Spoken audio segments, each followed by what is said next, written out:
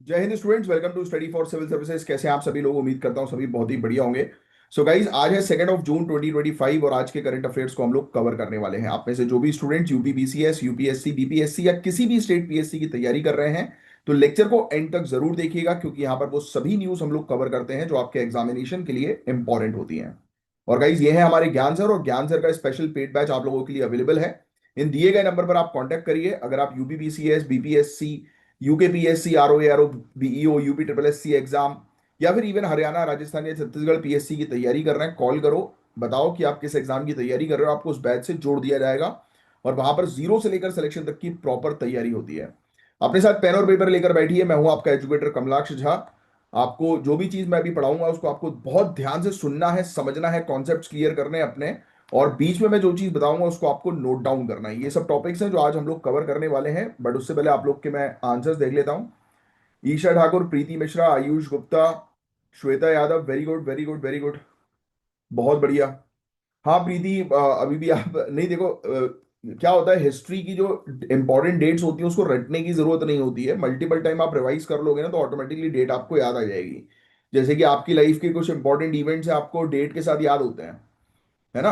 और इवन जैसे important dates होती हैं वो आपको याद है, क्यों याद है? क्योंकि आपने मल्टीपल टाइम उसको पढ़ा है, तो वो आपके सबकॉन्शियस माइंड में जो है वो जा चुकी है, तो आपको हमेशा याद रहेगी, है ना। तो बस multiple time revision is the key. जिसने रिवीजन पर अपनी कमांड कर ली तो ऑब्वियस ही बात है कि आप डेट्स वगैरह भूलोगे नहीं। ठीक है, तो कोशिश किया करो, रटा मत किया करो, उस डेट को जो है वो रिलेट करो, क्रोनोलॉजी को रिलेट करो, तो ऑटोमेटिकली चीजें याद रहेंगी। उसके आगे पीछे की जो इवेंट्स हैं उसको थोड़ा सा ध्यान में रखा करो। बहुत बढ़िया। श्वेता यादव, आपने ये भी लिखा है श्वेता जी ने कि हाँ बिल्कुल, मातृभाषा में जो मदर लैंग्वेज जो होती है उसमें एजुकेशन देने की सिफारिश अब तो पॉलिसी जो है बन चुकी है यार, कि मदर टंग में पढ़ाया जाए छोटे बच्चों को, है ना। क्योंकि जिससे कि वो कॉन्सेप्ट जो है वो सीख सके ना, उनकी बेसिक एजुकेशन जो है वो कवर हो सके, इसीलिए वेरी गुड। आयुषी सिंह, बहुत बढ़िया, बहुत बढ़िया। चलिए, अब बिना समय वेस्ट किए हम लोग करेंगे अपने सेशन को स्टार्ट। बहुत इंपॉर्टेंट टॉपिक है पहला वाला, क्वालिटी स्टैंडर्ड फ्रेमवर्क की यहां पर जो है वो बात की जा रही है। क्वालिटी स्टैंडर्ड फ्रेमवर्क और क्वालिटी काउंसिल ऑफ इंडिया, इसके बारे में हम बात करेंगे। जो अभी रिसेंट न्यूज में देखने को मिला था, क्योंकि उद्घाटन हुआ एक नए यूनिफाइड हेडक्वार्टर्स का। तो recently minister of state for commerce and industry ने न्यू दिल्ली के वर्ल्ड ट्रेड सेंटर में क्वालिटी काउंसिल ऑफ इंडिया के न्यू यूनिफाइड हेडक्वार्टर्स का उद्घाटन किया। लिख लेना भैया, ये उद्घाटन से रिलेटेड चीज आ सकती है कि एक हेडक्वार्टर हम लोग को जो है वो देखने को मिल रहा है, क्वालिटी काउंसिल ऑफ इंडिया का, जिसका उद्घाटन हुआ है न्यू दिल्ली के वर्ल्ड ट्रेड सेंटर में।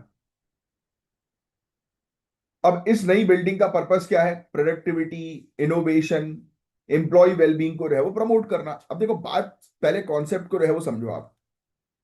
यहां पर मेनली जो है वो किस चीज पर जो है वो टारगेट जो है वो किया जाएगा कि जैसे सेक्टर्स हैं, एजुकेशन, हेल्थ केयर, गवर्नेंस, इनकी क्वालिटी जो है वो इंप्रूव की जाएगी। मतलब कुल मिलाकर शासन को इंप्रूव किया जाएगा, क्योंकि ऑनरेबल प्राइम मिनिस्टर ने भी क्वालिटी काउंसिल ऑफ इंडिया के रोल्स को अप्रिशिएट किया है इन सब एरियाज में काम करने के लिए। अच्छा, क्यों क्वालिटी काउंसिल ऑफ इंडिया का नया हेडक्वार्टर इंपॉर्टेंट है in terms of public service delivery? क्या लगता है आपको कुछ, यानी कि अभी तक इस न्यूज को समझकर थोड़ा बहुत कुछ आइडिया मिला कि क्यों ये इंपॉर्टेंट हम लोग को जो है वो देखने को मिल रहा है, इसका नया हेडक्वार्टर, राइट, न्यू दिल्ली के अंदर। तो सबसे पहले आपको क्वालिटी काउंसिल ऑफ इंडिया समझना जरूरी है। देखो यार, ये एक ऑटोनॉमस नेशनल एक्रीडिशन बॉडी है। कौन सी बॉडी है? आप लिखेंगे नेशनल एक्रीडिशन बॉडी, राष्ट्रीय मान्यता निकाय। मतलब ये मान्यता प्रोवाइड करती है। किस चीज की मान्यता प्रोवाइड करती है वो अभी आप आगे समझेंगे। ये 1996 में स्टैब्लिश हुई थी, लिख लेना। और यूरोपियन यूनियन के एक्सपर्ट्स के रिकमेंडेशन के आधार पर इसको जो है वो शुरू किया गया था। और ये ministry of commerce and industry के अंडर ऑपरेट करती है। कभी कभी डायरेक्ट मिनिस्ट्री से रिलेटेड पूछ लिया जाता है और डिपार्टमेंट से रिलेटेड भी, तो ये दोनों चीज आप लिख लेंगे, डीपीआईआईटी। और अब क्वालिटी काउंसिल ऑफ इंडिया ने अपना ऑपरेशन न्यू दिल्ली के नए हेडक्वार्टर से शुरू किया है, राइट। यानी कि वो अपनी नेशनल क्वालिटी स्टैंडर्ड को जो है वो और बेहतर बनाने पर टारगेट करेंगी। अब आपको ये वाला पॉइंट समझना जरूरी है, तब आपको इस न्यूज की पूरी क्लैरिटी मिल जाएगी। और जो मैंने आपसे एक क्वेश्चन पूछा था कि क्यों दिल्ली में नया हेडक्वार्टर इंपॉर्टेंट है, इंपॉर्टेंट रोल प्ले करेगा इसका, तो उसका आंसर आपको आपके सामने खुद ब खुद आ जाएगा। देखिए, क्वालिटी काउंसिल ऑफ इंडिया का मेन ऑब्जेक्टिव क्या है? पब्लिक और प्राइवेट सेक्टर में क्वालिटी स्टैंडर्ड्स को प्रमोट करना। मतलब जो भी, यानी कि जो हमारे यहाँ की इंडस्ट्रीज है, जो भी हमारे यहाँ इनोवेशन हो रहे हैं, उसके स्टैंडर्ड्स मेंटेन रहे। जैसे फॉर एग्जांपल, हम आत्मनिर्भर भारत मिशन पर काम कर रहे हैं, ये बात आप सभी लोग जानते हैं। यस, हम अपने यहाँ पर खुद खुद के प्रोडक्ट जो है वो तैयार कर रहे हैं, स्वदेशी प्रोडक्ट्स, और हमारा ऑब्जेक्टिव है कि उसको एक्सपोर्ट करें। क्या आपको पता है कि जो इंडिया में बनाए गए जो प्रोडक्ट्स होते हैं, राइट, उसकी अगर क्वालिटी सही नहीं होती तो फॉरेन कंट्रीज उसको एक्सेप्ट नहीं करेगी। जस्ट लाइक दैट, कि फॉर एग्जांपल आप कोई दवाई अगर परचेज करो, है ना, और ऐसी कोई व्यक्ति आपको पुड़िया में दवाई जो है वो देकर दे दे कि लो भाई दवाई जो है वो खा लो, आपको पता ही नहीं कि उस दवाई के अंदर केमिकल कंपोजिशन क्या है या किस इंग्रेडिएंट से वो दवाई बनी है। या फिर कोई कोई बंदा आपके घर पे आए और आपको बोले कि ये लो, ये एक जूस जो है वो ट्राई करो, बहुत बढ़िया है। जब तक आपको पता ही नहीं है कि वो जूस के अंदर क्या क्या चीजें मिली और आप उसको ट्राई कर लोगे, राइट, और कल को आपको कोई बीमारी हो गई, कोई साइड इफेक्ट हो गए, तो कौन रिस्पॉन्सिबल होगा? कोई नहीं। ऑब्वियस सी बात है कि आप मतलब परेशान हो जाएंगे। तो इसलिए हम जो भी चीज लेते हैं तो हम उसका स्टैंडर्ड देखते हैं ना, कि हाँ भाई ये सही है कि नहीं हमारे लिए, कहीं नकली तो नहीं है, कहीं इसमें किसी प्रकार का कॉम्प्रोमाइज तो नहीं किया गया है। तो ये क्वालिटी काउंसिल ऑफ इंडिया ऐसी कंपनीज वगैरह को अपनी मान्यता प्रोवाइड कराती हैं, समझे आप? मैंने भी आपको बताया ना कि ये एक्रीडिशन बॉडी है नेशनल लेवल की, तो ये मान्यता देती है कि हाँ भाई ये प्रोडक्ट जो है वो बिल्कुल स्टैंडर्ड प्रोडक्ट है ना। अब ये एक इंडिपेंडेंट एक्रीडिशन और थर्ड पार्टी असेसमेंट प्रोवाइड कराती है, ताकि सर्विस, प्रोडक्ट्स और इंस्टीट्यूशनल प्रोसेस की क्वालिटी इंश्योर की जा सके। इवन नेशनल कैंपेन जैसे कि स्वच्छ भारत, आयुष्मान भारत, है ना, स्मार्ट सिटीज मिशन, इन सबको भी ये सपोर्ट करती है। स्वच्छ भारत मिशन के अंदर सैनिटेशन सर्विसेज की क्वालिटी को इंश्योर करने में क्वालिटी काउंसिल ऑफ इंडिया काम करती है, कि हम अगर स्वच्छता प्रोवाइड जो है वो करा रहे हैं तो उसका एक प्रॉपर वो होना चाहिए, कि स्टैंडर्डाइज चीजें होनी चाहिए, है ना। अब क्वालिटी काउंसिल ऑफ इंडिया, मैंने आपको क्या बताया, एक पब्लिक और प्राइवेट सेक्टर पर काम करी, तो ये पब्लिक प्राइवेट पार्टनरशिप मॉडल पे बेस्ड है, जिसमें सरकार के अलावा CII, FICCI, एशोकैम, ऐसी इंडस्ट्री बॉडीज भी इंक्लूडेड है। ये सोसाइटी रजिस्ट्रेशन एक्ट 1860 के अंडर रजिस्टर्ड है। इसकी गवर्निंग काउंसिल में 39 मेंबर्स होते हैं, ये लिखेंगे आप ये वाला पॉइंट, ठीक है, ये वाला पॉइंट, और ये भी लिख लो, पब्लिक प्राइवेट पार्टनरशिप मॉडल के ऊपर आधार है। जो चीज बस मैं अंडरलाइन कर रहा हूं वो चीज आप मेंशन कर लोगे, है ना। गवर्नमेंट, इंडस्ट्रीज, स्टेक होल्डर्स का इसमें रिप्रेजेंटेशन होता है, और चेयरमैन जो होते हैं क्वालिटी काउंसिल ऑफ इंडिया के, उनको हमारे ऑनरेबल प्राइम मिनिस्टर नॉमिनेट करते हैं। ये फैक्ट भी आपको ध्यान में रखना है। थोड़ी और इसके बारे में चर्चा करें तो थोड़ा बहुत आइडिया तो आपको लग ही गया है। तो अब ये क्या करती है, जैसे मैंने आपको बताया कि ये थर्ड पार्टी असेसमेंट करती है, यानी कि दूसरी बॉडीज से बोलती है कि ये फलाना कंपनीज को सर्टिफिकेट प्रोवाइड कराओ। अगर आपको लग रहा है कि उस कंपनी के पूरे प्रोडक्ट्स हैं वो सही है कि नहीं, तो उसको सर्टिफिकेशन दो। तो इसमें NABL लेबोरेटरीज के लिए, NABH हेल्थ केयर सर्विसेज के लिए, एनवायरमेंट एजुकेशन के लिए NABET, NBQP क्वालिटी प्रमोशन के लिए। तो ये सब जो हम लोग को देखने को मिलते हैं, ये इनके पार्टनर्स हैं बेसिकली, जो बेसिकली सर्टिफिकेशन का काम करते हैं अलग अलग सेक्टर में। इनके कई बार आपने NABH नाम जो है वो सुना होगा, राइट, अक्सर न्यूज में जो है वो आता है, हेल्थ केयर सर्विसेज के स्टैंडर्ड्स के पॉइंट ऑफ व्यू से। फिर गवर्नमेंट स्कीम्स हुई, इंस्टीट्यूशंस हुए, सर्विसेज हुई, उनको बिल्कुल बिना किसी आप कह सकते हो कि बायसनेस के, मतलब आप जैसे होता है ना कि सरकारी बॉडी होगी तो वो सरकार की ही बड़प्पन करेगी, ऐसा नहीं है। ये बिल्कुल प्रॉपर साइंटिफिक तरीके से एनालिसिस करती है और बताती है कि सर्विस प्रॉपर जा रही है कि नहीं जा रही है। इवन स्टेक होल्डर्स को ट्रेनिंग दिया जाता है ऑडिटिंग के लिए, कंप्लायंस के लिए। इंडिया के क्वालिटी इकोसिस्टम को वर्ल्ड ट्रेड ऑर्गेनाइजेशन TBT और SPS नॉर्म्स के साथ अलाइन भी किया जाता है, यानी कि इंटरनेशनल लेवल पर भी हम लोग को देखने को मिलता है। टेक्निकल बैरियर टू ट्रेड है, sanitary and phyto sanitary agreements है वर्ल्ड ट्रेड ऑर्गेनाइजेशन के, तो उसके साथ ये अलाइंड है, आप ये कह सकते हो। तो इंटरनेशनल लेवल पर जो स्टैंडर्ड्स मेंटेन किए जाते हैं, तो क्वालिटी काउंसिल ऑफ इंडिया उसको ध्यान में रखती है, उसकी ऑडिटिंग करवाती है, असेसमेंट करवाती है। समझे आप पूरी बात को? तो आपको एक क्लैरिटी जो है वो मिली गई होगी कि भाई इसका क्या रोल है। अब देखो, न्यू दिल्ली में जो नया हेडक्वार्टर ओपन हुआ है, तो ये किस पर्पस के लिए हुआ है, कि इसके जितने भी डिपार्टमेंट्स हैं उनके बीच में कोऑर्डिनेशन हो, कि आपस में वो डिपार्टमेंट्स मिलकर काम कर सके क्वालिटी अश्योर करने के ऊपर, और जल्दी से जल्दी प्रॉब्लम जो है वो सॉल्व की जा सके, है ना, इनोवेशन को प्रमोट किया जा सके, एम्प्लॉय वेलबींग यानी कि जो एम्प्लॉयज की सेहत है उन पर भी फोकस किया जा सके, है ना। ठीक है, अब जैसे जैसे हम आज की डेट में आत्मनिर्भर भारत के थ्रू, और इवन हम लोग का टारगेट है कि हम लोग को ज्यादा से ज्यादा प्रोडक्ट्स को एक्सपोर्ट करना है, तो हमें अपनी क्वालिटी पर ध्यान देना जरूरी है। तो उस पॉइंट ऑफ व्यू से ये हेडक्वार्टर तैयार किया गया, है ना। तो इसलिए इसका रोल और भी ज्यादा इंपॉर्टेंट हो जाता है। जो मैंने आपसे स्टार्टिंग में क्वेश्चन पूछा था, आप देखो, आप उसका क्लैरिटी के साथ आपको आंसर मिल रहा होगा, है ना। जैसे जैसे इंडिया हेल्थ केयर सेक्टर में, एजुकेशन सेक्टर में, शासन गवर्नेंस के सेक्टर में ग्रो कर रही है, तो क्वालिटी काउंसिल ऑफ इंडिया जो है वो एक स्ट्रेटेजिक रिफॉर्म पार्टनर के तौर पर काम करेगी। यानी कि ये बताएगी कि हाँ भाई, किस तरीके से आगे बढ़ना है, और कैसे ये रिकमेंड भी करती है कि और कैसे स्टैंडर्ड्स को आप इंप्रूव करें, डिजिटल इंफ्रास्ट्रक्चर, है ना, पब्लिक अवेयरनेस, इन सब पर भी फोकस बढ़ाने की अब जरूरत है। क्योंकि ऑब्वियस ही बात है कि आप कोई भी प्रोडक्ट लो तो आपको ये चीज क्लैरिटी होनी चाहिए कि भाई वो प्रोडक्ट प्रॉपर स्टैंडर्ड का है कि नहीं आपके लिए, है ना। और ये तभी पॉसिबल होता है जब आप अवेयर्ड हो, जब आप एजुकेटेड हो, है ना, तभी ये सब चीजें पॉसिबल जो है वो हो पाती हैं। तो ये था गाइस पूरा ओवरऑल टॉपिक, होपफुली आपको चीजें अच्छे से समझ में आई। अब जो मैं आपको टॉपिक बता रहा हूँ गाइस, ये सुनने वाला टॉपिक है, आपको ध्यान से सुनना है। तो आपको ऑलरेडी पता है, बट यार पता है, ये वाला आर्टिकल मुझे थोड़ा सा डाइसी लग रहा है। यानी कि इस आर्टिकल के अंदर मुझे ज्यादा क्लैरिटी नहीं मिली, क्योंकि आपको पता है कि हमारी कंट्री के अंदर अभी भी असमानता बहुत ज्यादा है, और एकदम से बढ़ भी गई हैं। राइट, अगर आपने ऑब्जर्व किया होगा तो आपस में लोगों के बीच में कभी धर्म को लेकर, और इकोनॉमिक इनइक्वालिटी तो है ही। जैसे ही लोगों की जेब में पैसा आ जाता है, वो अपने साथियों को ही छोड़ देते हैं। आपने खुद जो है वो ऑब्जर्व किया होगा अपने बीच में, है ना, कि जिसके पास पैसा आया, इसको बोलते हैं इकोनॉमिक इनइक्वालिटी, है ना। अब देखो, ऑब्वियस ही बात है कि पैसे के साथ आपका स्टैंडर्ड ऑफ लिविंग बढ़ेगा, आपकी आपका उठना बैठना बढ़ेगा। जैसे फॉर एग्जांपल, आज आज आज की डेट में जो आपके शायद अच्छे दोस्त होंगे, और फिर कल को जब आप ऑफिसर बनेंगे तो वो आपसे हिचकिचाएंगे, या आप खुद जो है वो कई बार, क्योंकि आप जा रहे हो भाई चीफ मिनिस्टर से मिलने, है ना, ब्यूरोक्रेट बनने के बाद, तो ऑब्वियस ही बात है कि आप अपने उस दोस्त को थोड़ा ले जा सकते हो कि जो एक बिजनेसमैन है, जिसको बोलने का लिहाजा नहीं है। कई कई सारे दोस्त होते हैं आपस में, जिनकी लैंग्वेज जो है वो थोड़ी ठीक नहीं होती, बट ठीक है, फिर भी हम उन्हें प्यार करते हैं क्योंकि बचपन से दोस्त हैं अपने, है ना। इवन जब मैं कई कई बार ऑफिशियल मीटिंग्स पे जो है वो जाता हूँ, तो मैं नहीं लेके जाता, राइट, अपने कुछ दोस्तों को। हाँ, अब कई बार मुझे लगता है कि हाँ इसको ले जाना चाहिए, तो मैं लेके जाता हूँ, राइट। तो वो सिनेरियो होती है। तो वो भी आप डिफरेंशिएट करोगे तो उससे क्या होता है, उससे और सामने वाले को लगता है, अब देखो, आप तो ब्यूरोक्रेट हो, आपको तो ऑब्वियस ही बात है, लॉ एंड ऑर्डर मेंटेन करना है, बहुत सारी चीजें मेंटेन करनी होंगी, तो आपको इन सब चीजों पे बहुत ध्यान देना होगा, जिसको बोलते हैं प्रोटोकॉल्स, राइट। तो आपके खुद के प्रोटोकॉल्स होंगे, आपके खुद के कई केस में, अगर आप बहुत ऊंची पोजीशन पे जब जाओगे, तो ऑब्वियस बात है, कई केस में आपके खुद के फैमिली मेंबर्स तक आपसे नहीं मिल पाएंगे सीक्रेटली।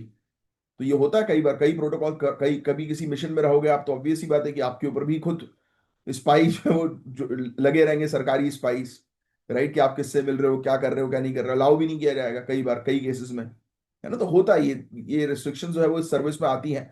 बट ऑब्वियस ही बताइए, हमेशा नहीं आती है वो, कई केसेस में, यानी कुछ दिनों के लिए या कुछ महीनों के लिए ऐसा हो सकता है आपके साथ। और ये तब होता है जब आप बहुत अच्छी सर्विस जो है वो देते हो इस नेशन को, तब जाकर आपको जो है वो बेटर जो है वो और बेस्ट जो है वो माना जाता है, और तभी फिर आपको ऐसी, आप कह सकते हैं ना कि इस सर्विस के लिए जो है वो चूज किया जाता है कि हाँ भाई आप इस चीज में जो है वो जाइए, क्योंकि आप इस लायक हैं। तो मैं आपसे ये बात करता इनइक्वालिटी की। इनइक्वालिटी, असमानता बहुत बढ़ रही है यार, काफी ज्यादा आज की डेट में। ये आर्टिकल थोड़ा सा जो है ये बोल रहा है कि डिक्लाइन हुई है गरीबी और इनइक्वालिटी। गरीबी भी मुझे नहीं लगता कि डिक्लाइन हुई होगी, राइट, क्योंकि मैं जो चीजें जो है वो देख रहा हूँ, तो उससे जो है वो चीजें जो है वो समझ में आ रही है कि भाई महंगाई ऑलरेडी इतनी ज्यादा बढ़ गई है। जो एक टाइम पर आपके पास, आपके खुद के पास जो सेविंग होती होगी, मैं खुद अपने अपने लिए ऑब्जर्व कर रहा हूँ, तो वो सेविंग्स आज की डेट में बचती नहीं है, है ना। मतलब जो आप अर्निंग कर रहे हो, क्या क्या आप मेरी बात से सहमत हो कि नहीं, कमेंट बॉक्स पे जरूर इस बारे में बताइएगा मुझे, राइट। अब आगे की तरफ जो है वो बढ़ते हैं हम लोग। तो देखिए, एनएसओ और वर्ल्ड बैंक की लेटेस्ट रिपोर्ट के अकॉर्डिंग इंडिया में गरीबी हिस्टोरिक लेवल पर कम हुई है। तो अब चलो ठीक है, अगर इतिहास की बात करें तो ऑब्वियस ही बात है, ऐतिहासिक इतिहास से तो कम हुई है, राइट। लोगों का स्टैंडर्ड ऑफ लिविंग जो है वो बढ़ा है, राइट, ये बात बिल्कुल सत्य है। बट क्या लोगों की जेब में पैसा टिक रहा है? नहीं टिक रहा। तो दैट इज द, मतलब बिगर पिक्चर में अगर देखने की कोशिश करें तो वो ये है। ये रिपोर्ट वैसे कुछ गलत नहीं कह रही है, इस रिपोर्ट के एनालिसिस को मैं गलत नहीं कहूंगा, बट हाँ थोड़ी डाइसी लग रही है। रियल पिक्चर जो है वो कंप्लीटली शो नहीं कर रही है, और यही तो मेन चीज है। आप सिविल सर्विसेज की तैयारी कर रहे हो, आपको रियल पिक्चर के साथ जो है वो अलाइन रहना बहुत जरूरी है। तो इसमें कुछ लिखने की आपको जरूरत नहीं, सिर्फ ध्यान से सुनो। NSO house hold consumption expenditure सर्वे हुआ 2022-23 और 23-24 का, और वर्ल्ड बैंक की रिपोर्ट, इन दोनों ने कंफर्म किया है कि इंडिया में गरीबी जो है वो शार्पली डिक्लाइन हुई है। गरीबी का रेशियो अब 5% से भी नीचे आ गया है पहली बार। शहरी क्षेत्रों में कंजम्पशन इनइक्वालिटी भी कम हुई है। कंजम्पशन इक्वलिटी समझते हो, खरीदारी हो रहा है ना भाई आज की डेट में, भाई आप देखते होगे। बट ये गलत भी लगता है मुझे कई बार, पता है ये गलत भी इसलिए लगता है मुझे। देखो, सबको सब सब चीज खर्च करने का हक है, बट मैंने कई बार ऐसा देखा है कि लोगों के घर में खाने का पैसा नहीं है बट जेब में आईफोन है। I think you have also observe these things. लोग महंगे फोन्स को जो है वो खरीद रहे हैं, भले उनके घर पर पहनने के लिए कपड़े ना हो, बट दिखाने के लिए फोन जरूरी है।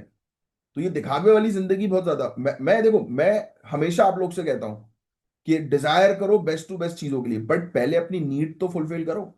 पहला आपका मेन ऑब्जेक्टिव ये होना चाहिए कोई भी चीज लेने से पहले कि आपको इसकी जरूरत है अभी कि नहीं है। अगर उसकी जरूरत है तो उस चीज को लीजिए। अगर उस चीज की जरूरत नहीं है, और हाँ, और शौक है, तो शौक मतलब तब करना है जब आप जरूरत के बाद अपनी सेविंग्स कर लो, अपने इन्वेस्टमेंट्स कर लो, उसके बाद अपने शौक को पूरे करो। यहां पर उल्टा होता है, लोग अपनी जरूरत से पहले अपने शौक को जो है वो प्रायोरिटी देने लगते हैं। और जहां आप अपने अपने शौक को प्रायोरिटी देना शुरू किया ना, शौक डिजायर मतलब कि किस चीज की चाहत है आपको, है आपको जो है फोन खरीदना है, मोबाइल घड़ियां खरीदनी है, कार खरीदनी है, आपको जिस चीज का शौक है ना, वो शौक आप तब पूरे करो अपने जब आपका नीड्स पूरी हो जाए, आपके इन्वेस्टमेंट्स पूरे हो जाए, आप डेट फ्री हो जाओ, फिर आप शौक पूरे करो। यहां पर लोग कर्जे में मोबाइल फोन गाड़ियां वगैरह जो है वो उठा लेते हैं भाई। तो ये चीज गलत है ना। अगर आपकी नीड है, हाँ वाकई में आपको जरूरत है भाई गाड़ी की, तो ऑब्वियसली उठा लो। अगर नहीं है तो कैब्स का कौन सी बुरी है यार। आजकल तो मैं खुद अपनी बात करूं, तो मैं अकेला किसी जगह पे नहीं जा रहा आजकल गाड़ी से। पार्किंग की इतनी बड़ी समस्या बन गई यार आजकल, कहाँ पार्क करोगे आप गाड़ी, और इतनी दूर तक पैदल जाओगे। उससे बेटर है कि भाई एक क्लिक में जो है वो ओला उबर कर लो और पहुंच जाओ जहां आपको रहे हुए जाना है। या फिर भाई पब्लिक ट्रांसपोर्ट बुरा थोड़ी ना है भाई, मेट्रो बन रही है आजकल, पब्लिक ट्रांसपोर्ट कितने आसान हो गए, जाओ बस में ट्रैवल करके पहुंच जाओ भाई। अभी लग्जरी के पीछे मत भागो, लग्जरी आपको मिलेगी, सरकार आपको पूरी लग्जरी देगी। आप जिस एग्जाम की तैयारी कर रहे हो एक बार क्रैक तो कर लो, ऐसी लग्जरी मिलेगी ना आपको जो बड़े बड़े इंडस्ट्रियलिस्ट को नहीं मिलती है। आप भाई साहब जब फैमिली को लेकर जब घुसोगे ना नेशनल पार्क के अंदर, वाइल्ड लाइफ सेंचुरी के अंदर, तो आपके पास कोर एरिया का एक्सेस होगा, वहां पर आपके लिए गेस्ट हाउस होगा राइट। तो बहुत सारी चीजें होंगी, बस मेहनत कर लो थोड़ी सी। तो मेरी बात से आप लोग क्या आप सहमति रखते हो, नहीं रखते हो, या आपके क्या विचार हैं, जरूर कमेंट बॉक्स पे दीजिएगा। चलिए, अब आगे की चर्चा करके मैं थोड़े आंकड़े वगैरह, ये बताइए, कमिटीज वगैरह बहुत इंपॉर्टेंट होती हैं, पढ़िएगा आप। तेंदुलकर कमेटी हुई, रंगराजन कमेटी हुई, ये सब कमेटी बहुत इंपॉर्टेंट होती हैं। सुनिए, रंगराजन कमेटी मेथोडोलॉजी के अकॉर्डिंग 2011-12 में मंथली पॉवर्टी लाइन 972 रुपए थी गांव क्षेत्रों के लिए, और 1407 रुपए थी शहरी क्षेत्रों के लिए। ये चीज समझ में आ रही है कि हर महीने कोई व्यक्ति अगर इतना कमा रहा है तो इससे ऊपर कमाएगा तो गरीब नहीं है, इससे नीचे कमाएगा तो गरीब है। ये लाइन है, समझ गए ना। ये बात तो आपकी समझने वाली है, इकोनॉमिक्स की बेसिक चीज। 2023-24 में ये फिगर बढ़कर 1940 रुपए हो गया गांव क्षेत्रों के लिए, और 2736 रुपए हो गया शहरी क्षेत्रों के लिए। नेशनल पॉवर्टी रेशियो की बात करें 2011-12 में 29.5% था, 22-23 में 9.3%, और 23-24 में 4.9% ही बचा है। मतलब रैपिड डिक्लाइन गरीबी में देखने को मिली है। इवन अगर पॉवर्टी लाइन को 125% तक बढ़ा दिया जाए, तब भी 34.2% लोग को पॉवर्टी से बाहर निकाला गया है। अब वर्ल्ड बैंक का आपको ये वाली चीज तो पता ही है ना, नहीं पता तो ये लिख लेना भैया, ये बहुत इंपॉर्टेंट है आपके लिए ये पूरा पॉइंट। सुनिए, वर्ल्ड बैंक के $2.15 यानी कि $2.15 पर डे, ये जो पीपीपी बेंचमार्क हम लोग को जो है वो देखने को मिलता है ना, ये पॉवर्टी पेरिटी का बेंचमार्क जो हम लोग को जो है वो देखने को मिलता है, तो वो जो बेंचमार्क है वो इनका था $2.15 पर डे का, राइट। और 2011-12 में ये 16.2% था, 22-23 में 2.3% हो गया, यानी कि 170 मिलियन से ज्यादा लोग गरीबी से बाहर निकल आए हैं इस रेट के अकॉर्डिंग। अब यार देखो, गरीबी में आप ये चीज समझिए, लोगों के खर्चे बहुत बढ़ गए हैं आज की डेट में, एक्सपेंडिचर बहुत हो गए हैं कंपैरेटिव टू, लाइक अगर आप पिछले अपने अपने आप में अगर आप ऑब्जर्व करो तो पिछले 10 साल पहले जो खर्चे थे और आज की डेट के खर्चे हैं उसमें जमीन आसमान का अंतर है। यस, नो डाउट इनकम भी बढ़ी है, मैं ये मना नहीं करता, बट इनकम से ज्यादा एक्सपेंडिचर बढ़ गया। लोग लिविंग स्टैंडर्ड जो होता है ना, स्टैंडर्ड ऑफ लिविंग, तो उसके लिए लोग पीछे जो है वो भाग रहे हैं। अच्छी बात है, आप बेहतर करो, बट नीड्स को तो पूरा करो। और ये मैं आप लोग के लिए स्पेशली कह रहा हूं कि सबसे पहले अपनी नीड्स, फिर अपनी सेविंग्स इन्वेस्टमेंट, और उसके बाद दूसरे शौक। अगर आपने ये चीज कर ली ना, मैं बहुत सारी किताबें भी पढ़ता हूँ अलग अलग, रिच डैड पुअर डैड जो किताब है उसके कंसेप्ट जो है वो आप देखिए, है ना। मैं ऐसी वो वाली किताबें भी पढ़ता हूँ कि जिससे कि लाइफ जो है वो इम्प्रूव हो। अभी तो फिलहाल फिलहाल के लिए मैं वो पढ़ रहा हूँ, ये कौटिल्य की जो नीति शास्त्र जो हम लोग को देखने को मिलती है, कौटिल्य नीति शास्त्र, तो वो जो है वो मैं कवर कर रहा हूँ। तो उसमें मतलब मैं करता रहता हूँ, वो फिर से जो है वो दोबारा से मैं दूसरे ऑथर की जो है वो किताब जो है वो पढ़ रहा हूँ, अच्छी लग रही है, तो ऐसे करते रहना चाहिए। बट हाँ, आप लोग को फ्री टाइम में, ऐसा नहीं कि भाई अपना सब काम वाम छोड़ के मैंने बोल रहा हूँ कि मैं किताबें पढ़ रहा हूँ तो आप भी पढ़ना शुरू हो गए। आपकी पर्सनालिटी डेवलप हो जाएगी, सिर्फ आप मेरे लेक्चर्स लेते रहो और फोकस करो अपनी पढ़ाई के ऊपर। पहला पहला नीड क्या है आपकी, आपकी पढ़ाई। फिर दूसरा क्या है, आपका इन्वेस्टमेंट, मतलब आपकी प्रैक्टिस। फिर उसके बाद जब समय बच जाए तब उसको और प्रोडक्टिव बनाने के लिए अपने शौक को पूरे कर लो, है ना। ठीक है, हमेशा आपको पढ़ाई पढ़ाई में जो है वो नहीं रहना है। ऑब्वियस सी बात है कि आप 6 दिन पढ़ो और एक दिन आउटिंग पे जाओ, बोलोगे यार मुझे घूमना है बाहर, और बाहर भी घूमो तो इधर उधर अननेसेसरली टाइम वेस्ट वाली प्लेसेस पे नहीं, और अपने साथ लोग भी ऐसे आप बनाओ कि जो प्रोडक्टिव है। ऐसे लोग नहीं होने चाहिए आपके लाइफ में कि जो आपसे बोले कि अरे मुझे तो यार बस 30,000 रुपये महीना कमाना है, बस अपना तो काम हो गया, बस 15-20 हजार रुपये कहीं से आ जाए बहुत है। ये जो लोग होते हैं ना, ये बहुत है बोलने वाले, ये नैरो माइंडेड होते हैं, इनकी सोच ही सीमित होगी, क्योंकि ये प्रोडक्टिव माइंडसेट वाले नहीं होंगे। उनके साथ बैठो जिनका माइंडसेट प्रोडक्टिव है, जो आगे बढ़ने की सोच रहे हो। और कोई अगर नहीं है आपके आसपास तो बहुत ही अच्छी बात है, आपसे अच्छा दोस्त आपका और कोई है ही नहीं। नेक्स्ट, अब आगे की जो है वो चर्चा करते हैं, गिनी कोएफिशिएंट। ये पहले भी कई बार मैं पढ़ा चुका हूं। ये इक्वलिटी और इनइक्वलिटी को जो है वो डिफाइन करता है। गिनी कोएफिशिएंट बहुत इंपॉर्टेंट है ये भी, है ना। देखो लिखा है, इनइक्वलिटी को मेजर करता है ये। 0 का मतलब परफेक्ट इक्वलिटी, 1 का मतलब इनइक्वलिटी। जिसको नहीं पता लिख लेना, जिसने पहले नोट्स बना लिए कोई बात नहीं, फिर से लिखने की जरूरत नहीं है। ठीक है, अब किन किन चीजों के चक्कर में हमारी जो गरीबी जो है वो कम हुई है, ये पॉइंट्स आप लिख सकते हो। स्ट्रॉन्ग जीडीपी ग्रोथ, और हमेशा जीडीपी ग्रोथ जो है वो गरीबी को कम करना शो नहीं करता है। क्या पता इंडस्ट्रियलिस्ट जो है वो कमा रहे हो, है ना। जीडीपी ग्रोथ, अरे यार ये पीपीपी जो था ना, अभी मुझे एकदम से याद आया, परचेजिंग पावर पैरिटी है ये, सॉरी, परचेजिंग पावर पैरिटी, मैंने पॉवर्टी पैरिटी जो है कुछ बोला हुआ शायद, अभी मुझे ध्यान में आया एकदम से, परचेजिंग पावर पैरिटी। ठीक है, अब सुनो, स्ट्रॉन्ग जीडीपी ग्रोथ जो है 2022-23 में 7.6% थी, और 2023-24 में 9.2% हो गई। तो पहला फैक्टर है गरीबी कम करने का, जीडीपी हमारी ग्रो हुई है। फिर इसके अलावा सीपीआई इन्फ्लेशन जो है वो कम हुआ है, कंज्यूमर प्राइस इंडेक्स इंडेक्स का की जो मुद्रा फीसदी है वो गिरी है, 6.7% से घटकर 5.4% हो गई है।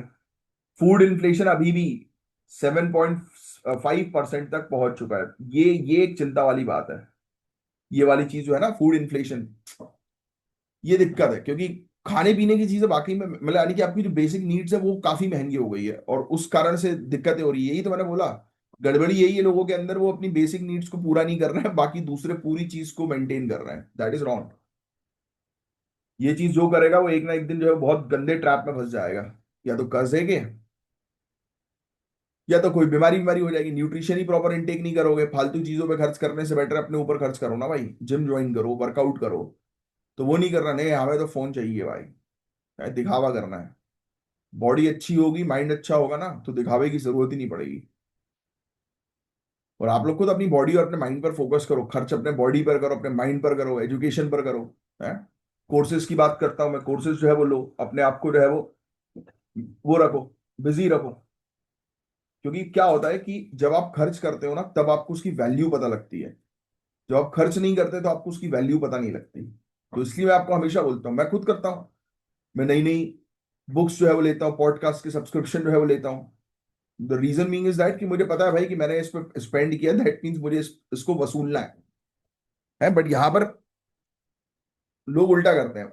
मूवी जा रहे हैं तो 1,000 रुपए खर्च कर रहे हैं, पिक्चर देखने जा रहे हैं 1,000 रुपए खर्च कर रहे हैं। मत देखो पिक्चर, जब उस पे आएगी फ्री वाले प्लेटफॉर्म पे तब वो पिक्चर देख लेना। अगर देखने का इतना ही शौक है तो रुक जाओ, 2-3 महीने आ तो जाती है किसी न किसी प्लेटफॉर्म पे उसका अच्छा प्रिंट। ठीक है, मैं उस चीज को, प्रिवेसी इंफ्रिंजमेंट को वो नहीं कर रहा हूँ, बढ़ावा जो है वो नहीं दे रहा हूँ। चलो आगे बढ़ते हैं। कि आपकी जो लाइफ है वो आप बिल्कुल वो करो अपने अंदर। मैं बिल्कुल आपकी लाइफ में दखल अंदाज नहीं कर रहा हूँ, बट मैं ये चाह रहा हूँ कि आप जो भी चीज करो प्रोडक्टिव बनाओ अपनी लाइफ को, है ना। चलिए, 50% से ज्यादा लोग पॉवर्टी लाइन के 75% से 100% के बीच फॉल करते हैं, 2011-12 और 22-23 दोनों में। समझ रहे हो आप। और सिग्निफिकेंट पोर्शन नॉन पुअर लोगों का भी, जो गरीब नहीं है, वो 125% थ्रेशोल्ड के ऊपर ही है। तो वल्नरेबिलिटी इंक्रीज कर रहा है। वही चीज देखो यहाँ पर ये आ गया है थोड़ा सा। ये बता रहे हैं कि भाई जो लोग गरीब नहीं है वो भी इस प्रकार की प्रॉब्लम जो है वो फेस कर रहे हैं, काफी लोग। तो ये तो आपको एक आइडिया होना चाहिए। आंकड़े वगैरह इस टॉपिक में आपके लिए जो है वो इंपॉर्टेंट नहीं है। प्रॉब्लम्स हो रही हैं, क्लाइमेट चेंज की प्रॉब्लम देखिए आप, है आपके पास सेविंग नहीं है। अगर घर में कोई हेल्थ इमरजेंसी हो गई तो फिर क्या करोगे, हैं। आईफोन क्या कर लेगा वो आपका, या जो भी चीज आपने खरीदी है, अपना टाइम वेस्ट किया है चीजों में, तो उससे थोड़ा ही हेल्थ इमरजेंसी प्रोटेक्ट होंगे। हेल्थ इमरजेंसी के लिए करवाओ ना अपने पेरेंट्स का मेडिकल हेल्थ इंश्योरेंस कराओ, गिफ्ट करो उनको। मैं काफी सालों से कर रहा हूँ, हर साल। मेरे पिताजी चटकते भी हैं कि अरे क्या जरूरत है, ठीक तो है यार, सब काय को कर रहे हो तुम ये सब। मैंने कहा नहीं भाई, जरूरी है। क्योंकि इससे आप टेंशन फ्री रहते हो कि कल को कोई भी हेल्थ रिस्क आएगा। हम तो कभी नहीं चाहते यार, ऊपर वाला ना चाहे कभी आए, बट कभी आ जाए तो एटलीस्ट आप सिक्योर तो हो कि भाई आपका खर्चा जो है वो पूरे कंपनी जो है वो उठा लेगी। वो सिक्योरिटी इज वेरी इंपॉर्टेंट भाई। फूड इन्फ्लेशन कंटिन्यू हर्ट कर रहा है लो इनकम ग्रुप को, even even middle income group को भी फूड इन्फ्लेशन सबसे ज्यादा हर्ट कर रहा है। बिहार, झारखंड, ओडिशा अभी भी नेशनल पॉवर्टी रिडक्शन एवरेज से पीछे है। तो हमें स्कीम्स पर फोकस करना और सबसे पहले लोगों के माइंडसेट पर, है ना। बहुत सारी जो सरकार की स्कीम है, एलपीजी डायरेक्ट बेनिफिट ट्रांसफर वाली स्कीम हम लोग को जो है वो देखने को मिल रही है ना। मनरेगा स्कीम, इसको बेटर करना भी, कुछ दिनों पहले ही हमने आर्टिकल पढ़ा था कि मनरेगा स्कीम की भी बैंड बजी पड़ी हुई है। पीएम पोषण, सक्षम आंगनवाड़ी, न्यूट्रिशन एजुकेशन के लिए। और लोगों को अवेयर करो, एजुकेट करो, सही चीजों के बारे में समझाओ। आप लोग को नहीं समझाना है अभी, नहीं, बाद में समझाओगे तो अधिकारी बनोगे। अभी अपना टाइम वेस्ट मत करनी, तो लोग आपको ही उल्टा बोल देंगे कि अच्छा, बड़े आज तैयारी कर रहे हैं सिविल सर्विसेज की, हमें सिखा रहे हैं। खुद के पास आईफोन नहीं है तो हमें बोल रहे हैं तुम भी मत खरीदो। होते हैं भाई, तरह तरह के लोग होते हैं, वो नेगेटिव वाइब्स, उनसे दूर रहो। नेक्स्ट टॉपिक, ये भी क्लाइमेट से रिलेटेड टॉपिक है। ये भी कई बार हम डिस्कस जो है वो कर चुके हैं। क्लाइमेट क्राइसिस फोरकास्ट जो वर्ल्ड मेट्रोलॉजिकल ऑर्गेनाइजेशन हमें बता रहा है। तो वर्ल्ड मेट्रोलॉजिकल ऑर्गेनाइजेशन ने 2025 से 2029 के लिए एक नया डिकेडल क्लाइमेट फोरकास्ट रिलीज किया है। ये वाला पॉइंट बस एक लिख लेना, क्योंकि डब्ल्यूएमओ से रिलेटेड कई बार प्रीलिम्स में क्वेश्चन आ जाते हैं। मतलब एक दशक का पूरा इन्होंने बताया गया है कि न्यू डिकेडल क्लाइमेट फोरकास्ट जो है वो जारी किया है। और मतलब इस दशक के लिए, और इसमें चेतावनी दी गई है कि आने वाले कुछ सालों में पूरे दुनिया भर का टेम्परेचर हाई हो जाएगा। और ये बात हम जानते ही हैं, बिकॉज ऑफ क्लाइमेट चेंज, जलवायु परिवर्तन के कारण। 1.5 डिग्री सेल्सियस की वार्मिंग लिमिट जो पेरिस एग्रीमेंट का टारगेट था, याद आ रहा है पेरिस एग्रीमेंट, कोई बता सकता है पेरिस एग्रीमेंट कौन से साल का था? कई बार चीख चीख के मैं चिल्ला चिल्ला के बता चुका हूं आप लोग को। बताइए कमेंट बॉक्स पे लिखकर, पेरिस एग्रीमेंट कौन से साल में साइन हुआ था? और टोटल टारगेट उसका क्या था, कंप्लीट टारगेट, क्योंकि 2 डिग्री सेल्सियस का भी उसका एक टारगेट था। तो ये बोल रहे हैं कि भाई वो तो हम जानते हैं, हम पहले कई आर्टिकल्स पढ़ चुके हैं, हमें पता है कि पेरिस एग्रीमेंट फेल हो गया पूरी तरह से। तो पूरे दुनिया भर का सरफेस टेम्परेचर जो है 1.2 डिग्री सेल्सियस से 1.9 degree Celsius above pre industrial level जो है वो जाए, ऑलरेडी जा चुका है भाई। 1.15 डिग्री सेल्सियस तो आईपीसीसी ने 2 साल पहले ही बोल दिया था। पता है आपको ये बात? शायद रेगुलरली फॉलो कर रहे होगे तो पता होगा आपको, करंट अफेयर्स को फॉलो कर रहे हो तो आईपीसीसी ने 2 साल पहले ही इस चीज के बारे में जिक्र कर दिया था। 1.15 डिग्री सेल्सियस आ चुका है। और अभी बीच में शायद एक रिपोर्ट मैंने आप लोग को पढ़ाई थी, आपको याद हो कि नहीं, 1.35 डिग्री सेल्सियस या 30, मुझे एग्जैक्टली नंबर याद नहीं आ रहा, वो तो हो ही चुका है। ये 1.3 डिग्री सेल्सियस ऐसा कुछ आया था कि प्री इंडस्ट्रियल लेवल से हो ही चुका है। तो हम जानते हैं, ये बोल रहे हैं कि इन 5 सालों में, 4 सालों में भी ये और बढ़ जाएगा, 2 डिग्री सेल्सियस पहुंच जाएगा। सोचिए आप, 80% चांसेस है कि कम से कम एक साल 2024 से भी ज्यादा गर्म होगा। 86% चांसेस है कि इस पीरियड में कोई एक साल 1.5 डिग्री सेल्सियस से ऊपर चला जाएगा। तो पूरे 5 सालों का एवरेज वार्मिंग 1.5 डिग्री सेल्सियस से ज्यादा होने के चांसेस भी 70% है। ये फोरकास्टिंग इनकी नई रिपोर्ट में बताई जा रही है। पेरिस एग्रीमेंट डील, जिसके बारे में पता ही है आपको, 1.5 डिग्री सेल्सियस और 2 डिग्री सेल्सियस का टारगेट है, बट ये नहीं कर पाएंगे। ये टारगेट अचीव ही नहीं हो पाएगा। 2015 से 2034 की एवरेज वार्निंग वार्मिंग जो टेम्परेचर बढ़ रहा है ना, वो एस्टिमेट किया गया 1.44 डिग्री सेल्सियस का। सोचिए आप, आर्टिक वार्मिंग, आर्टिक क्षेत्र गर्म हो रहा है। नवंबर से मार्च के आर्टिक विंटर्स में 2.4 डिग्री सेल्सियस राइज हो सकता है, जो ग्लोबल एवरेज से 3.5 गुना ज्यादा है।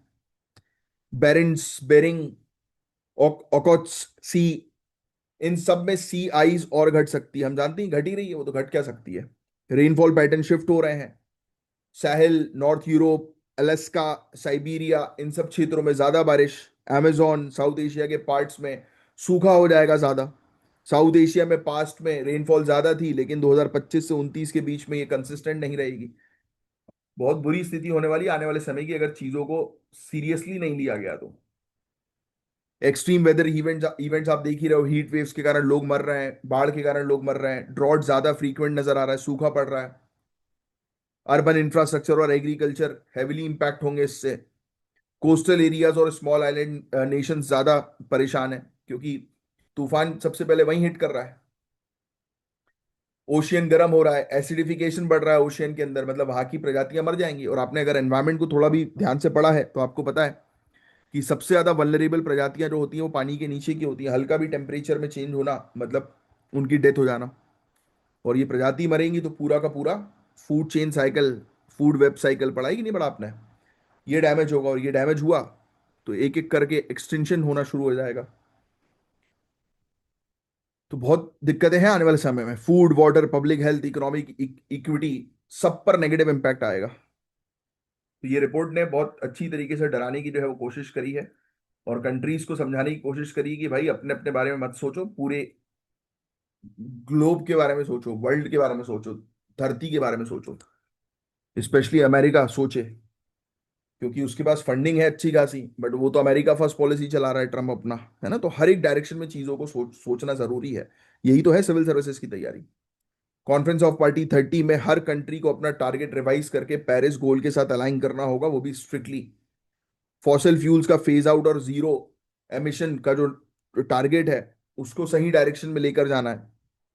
Climate resilient infrastructure, early warning system, risk based planning, इन सब चीजों पर काम करना बहुत ज्यादा जरूरी है आज की डेट में।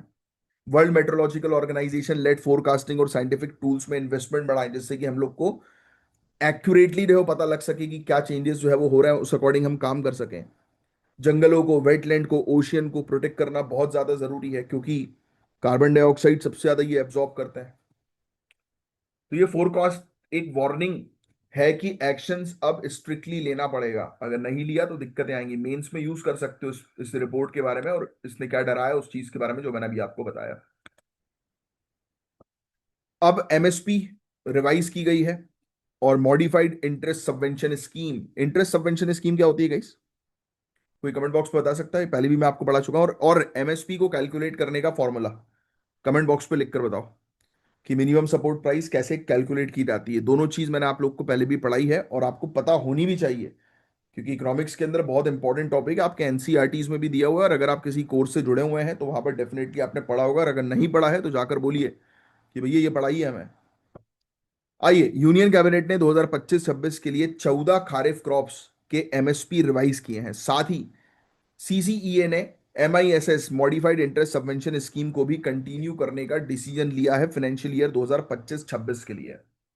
ऑब्जेक्टिव क्या है? किसानों को इनकम सपोर्ट मिले, क्रॉपिंग पैटर्न को इन्फ्लुएंस करना होगा, और स्मॉल और मार्जिनल किसान, जो छोटे किसान है, उनके लिए एग्री क्रेडिट्स का फ्लो मेंटेन करना पड़ेगा, जिससे कि उनको पर्याप्त पैसा मिल सके अपनी साइकिल चलाने का।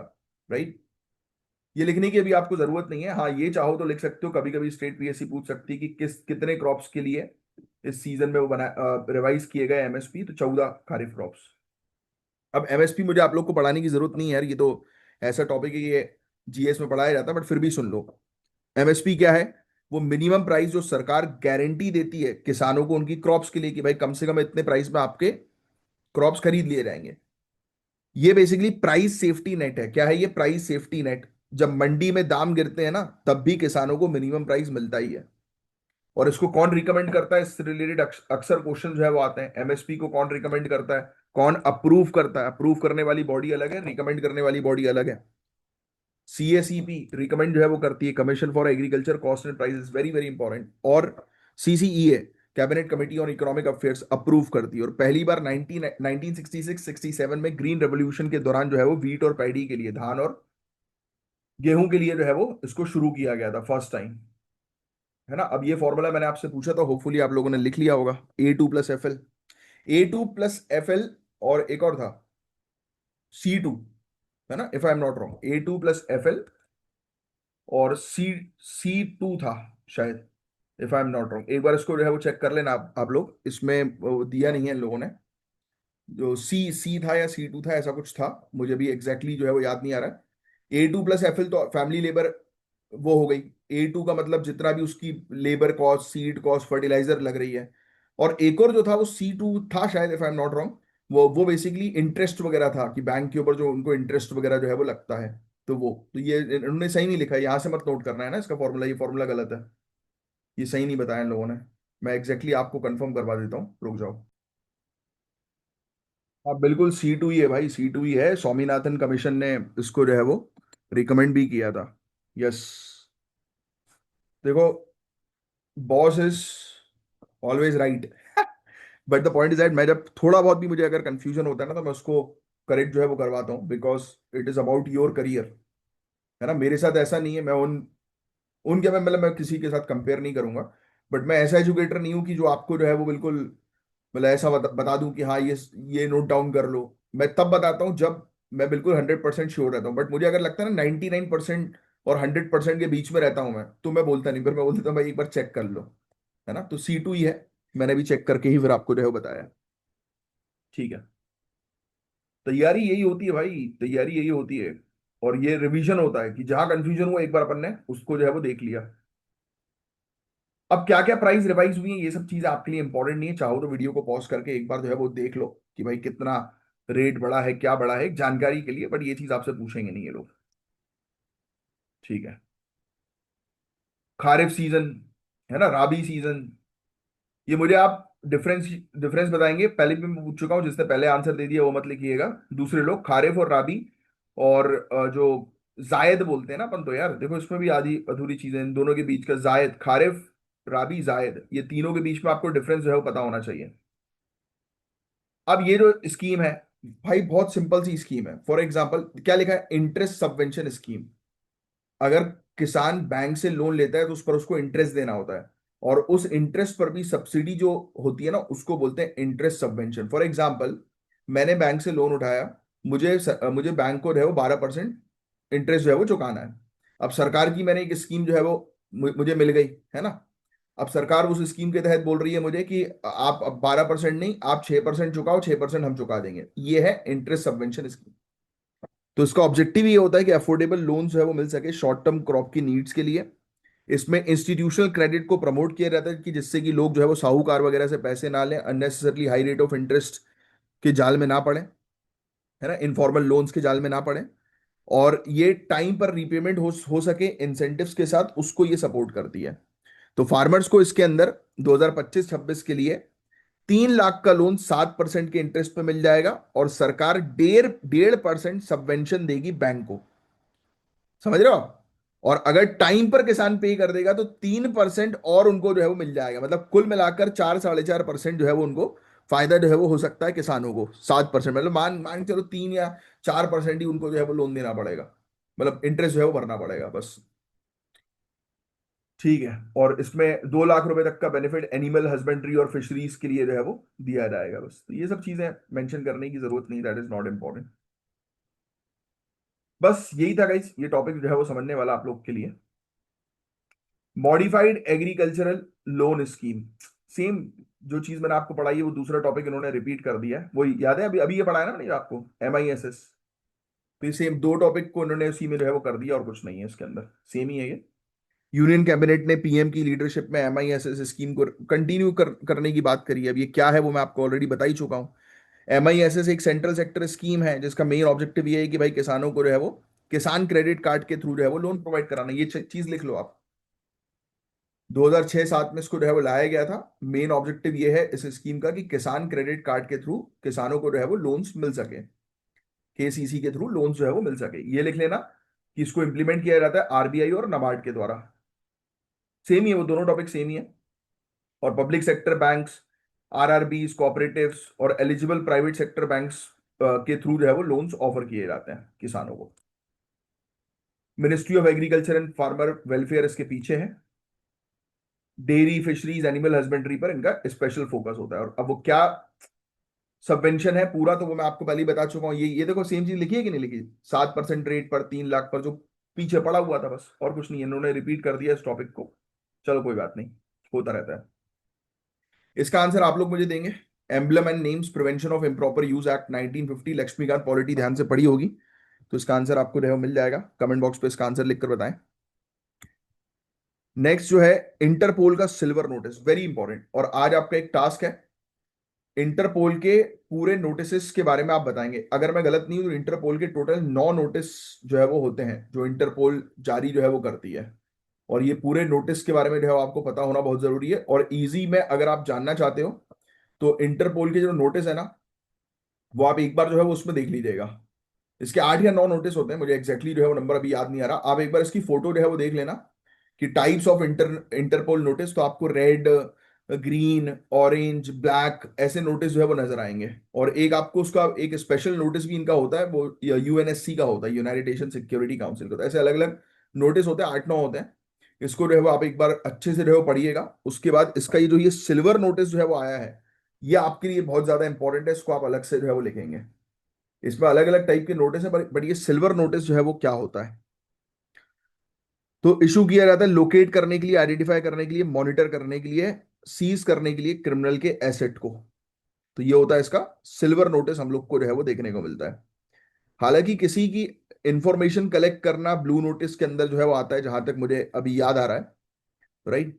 बट इसमें बोल रहे हैं कि सिल्वर नोटिस मतलब किसी को लोकेट करना, किसी की आइडेंटिटी लोकेट करना। हालांकि येलो नोटिस में भी यही आता है कि मिसिंग पर्सन को लोकेट करने के लिए होता है ये। ठीक है।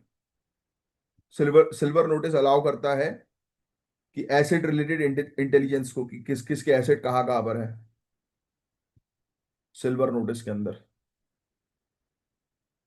तो ये अलग अलग टाइप के इनके नोटिस हम लोग को जो है वो देखने को मिलते हैं इंटरपोल।